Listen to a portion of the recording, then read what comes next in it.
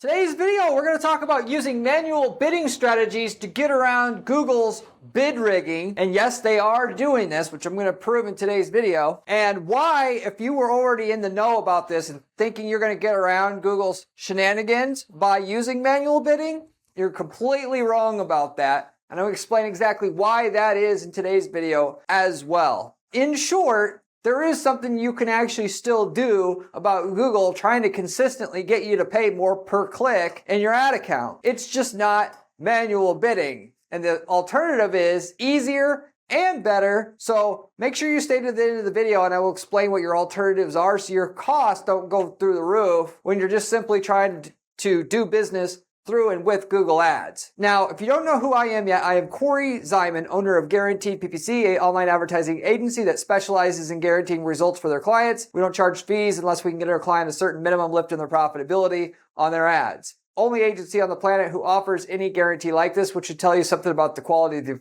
information on this video. So with that said, getting into the content here. Nowadays, when you are going to pay less for clicks through Google, you're just gonna give yourself and tell Google, essentially, that, hey, I'm willing to get taken advantage of by you. Give me the remnant traffic that nobody else wants. Because that's what Google's system is designed to actually do and set up for you if you say you want to pay rock bottom cost per click on Google with or through using manual bidding. And also with smart bidding, which I'll talk about more in a moment. And this is the case because there is no such thing as exact match keywords anymore on Google Ads. Exact match, the way that it used to be when Google Ads first started, is now the phrase match. Exact match today is the phrase match of yesterday. Phrase match of today is the broad match of yesterday. And the broad match of today is the super, super broad, take my money match type in today's environment. So with that said, you can't just simply if you know you want to target the word red shoes, you can't put red shoes in exact match with manual bidding, say I'm willing to pay $3 per click and think you're getting anything accomplished, because all that's going to happen is you're going to start showing up for blue shoes, crap brown shoes, whatever, stuff that nobody wants to bid on ultimately. Google's smart about this. I can't blame Google for a second for trying to do this. If you are a cheap person who wants to only pay a certain amount for profitable traffic that other advertisers are willing to pay for because they have a better business model in monetizing the clicks, they're going to keep you around as a customer. They know who you are as a customer. You are the cheap guy who likes to pay cheap. Everything's like that out there, that you could buy a crappy drill or a good drill that's expensive. People that sell drills usually have one for the cheap guy because he's never going to want quality, and the quality guy is never going to want cheap. Google gives the users who want cheap the cheap traffic nobody else wants, instead of just saying, sorry, you can't get any clicks. Because the match type system that Google has, even with exact match, is so liberal in what your ad matches up for and as per what you're actually targeting with your keywords. Right away up front, you should know that bidding low to get just for the sake of cheap clicks is not the way to go with Google Ads anymore. You have to pay what the market rate is for clicks. You're not going to get around the system.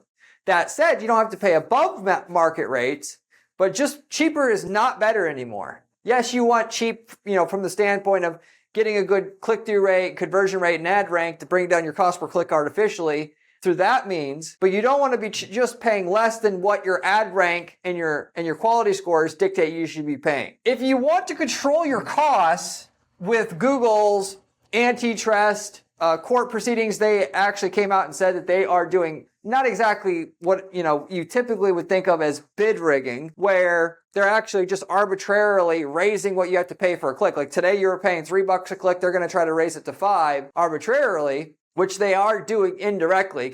And with that, what they're actually doing is we're paying $3 today. They are going to try to get you to pay $5 and see if you'll pay it. Specifically by taking your impressions down, have you try to hopefully panic because you need a certain amount of impressions. You bid up to $5, and then now they know they can take you at $5, and that's what you're going to be charged from now on. Given that the market as a whole is only willing to pay so much per click. And so if the market's willing to pay $3, what they could do is take the guy paying $3 and the guy paying $2.50, take the $2.50 guy, make him get more impressions to the $3 bid guy in order to push the $3 guy down, knowing he's the top. He'll likely come back and try to say, I'll bid $4 in order to get these impressions back. And then they wait and they see if he do it. And if he does it, then now the top guy's paying $4 and the second guy is still paying $2.50, but at least the top guy is now paying $4 and they're getting more out of the overall clicks on Google Ad system. You could call that diabolical if you want.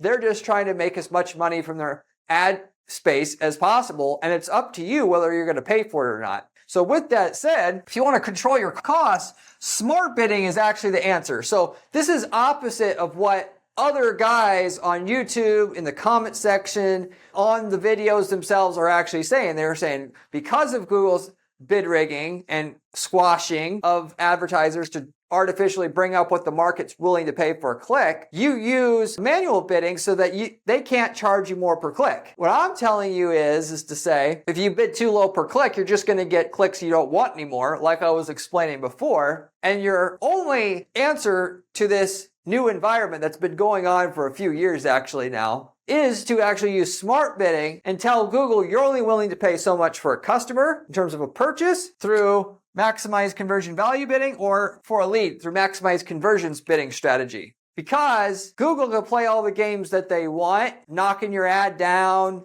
trying to charge you more click, all of this. But at the end of the day, they can't send you more crap traffic, because if the traffic doesn't convert, you're not going to want to advertise anymore, and they know it. And they can't arbitrarily charge you more for a click, because if they do that, they're not going to be able to deliver a conversion at the conversion cost you're looking for. And then you're not going to advertise anymore either. So they're stuck. With manual bidding, on the other hand, you can actually, like I said, you can bid lower, but then they'll just start sending you crappy traffic. So that specifically is not the answer to Google trying to get more out of their clicks on an ongoing basis. It's deciding what you're willing to pay for an outcome, not for click. So, and if your impressions start to drop with smart bidding because of Google having this squashing nonsense going on where they're going to push you down and see if you're willing to bid more to recover your impressions right away, then you need to just hold the line, call their bluff. Ultimately 30 days later, after that happens, they know you aren't going to up your bids. They're going to put you back to your old position with the amount of impressions you were getting and charging you what you were being charged per click before. And you're not going to have to then, because you immediately were so desperate for impressions,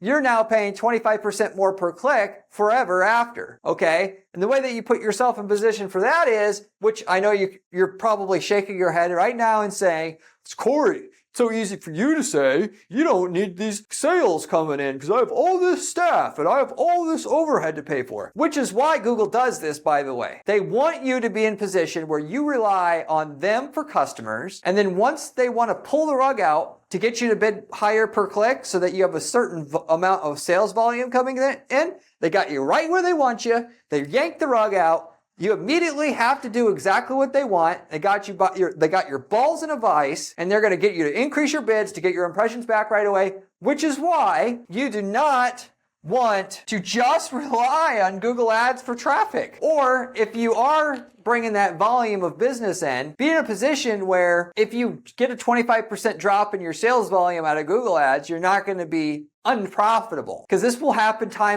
know that it'll happen to you occasionally where you're going to have to bid higher to get the same amount of impressions you were before, because Google's system is designed to play these games. You have to either sit it out, or you're going to have to be able to rely on another channel to keep the same volume of customers coming through that you had before. I talk about all the time on this channel how I see people at our firm. They come and they go. I've been doing business over a decade now, worked with hundreds and hundreds of companies where companies will rush in. They'll say, Corey, I need help. I'm almost going out of business. I need Google Ads. We need to start a Google Ads up. I tell them, you're screwed, basically. You're not going to get Google Ads to work in 2 weeks. You should have been thinking about this when you were all sitting nice and pretty and spending all your money on girls and, new cars and all this other crap. You should have been reinvested into Google Ads then. Now you need it, but it's, it doesn't turn on like a light switch. It takes time to build up momentum with it. It's not going to replace what you lost. Or, they had their ads running and then their ads was screwed up and they want me to fix it right away. And even though I fix it right away, it's going to take time to restabilize and they're already screwed. In other words, I see businesses go out of business all the time because people rely on one traffic source. And then when that traffic source fluctuates, they think it's never going to change.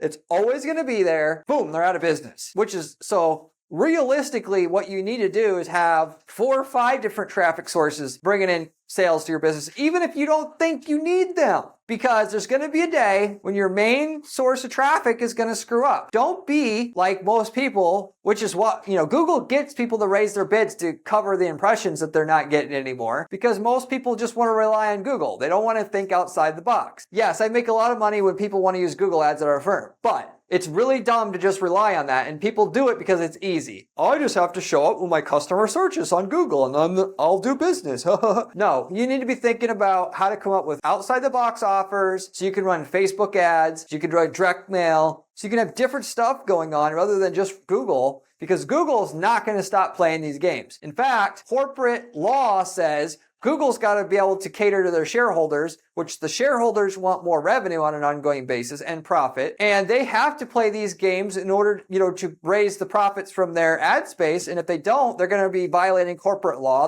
which says that any legal means they have to be going after more revenue on an ongoing basis. And you, the customer, they don't jit about, you're number 2. Their shareholders are number 1. Google's great. It brings in lots of cash. Just you cannot solely be relying on it, because in the future, if Google can, basically shake things up to get more revenue out of the system, they're going to do it. They're going to try. And this isn't the end of it. They're going to be trying all kinds of stuff. It's almost like the stock market where, you got quants who try to train algorithms to, trade stocks and, scalp, trades and so on and so forth. But what happens is on the other end, you got another investor doing the same thing with their algorithm.